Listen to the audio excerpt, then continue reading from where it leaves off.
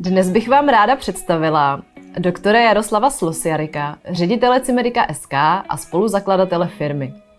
Dobrý den, Jaro. Dobrý den. Můžete nám říct si pár slov o tom, jak to vlastně celé začalo? K Cimedice som nastúpil 1. januára 1996. Mal som na starosti celé Slovensko, vlastne ako obchodný zástupca, ale pôsobil som vlastne ako one-man shop a dnes je z toho veľmi významná firma na slovenskom trhu veterinárnom. Ředitelské křeslo ale není jediná vaše pozice v Cimedice na Slovensku, že? Určite nie som len riaditeľ, ktorý chodí do práce riaditeľovať do kresla. Aktívne som vtiahnutý do obchodu, mám na starosti hydinových zákazníkov, ktorí sú s veľkým potenciálom obchodne, takže v tom obchode veľmi rád robím.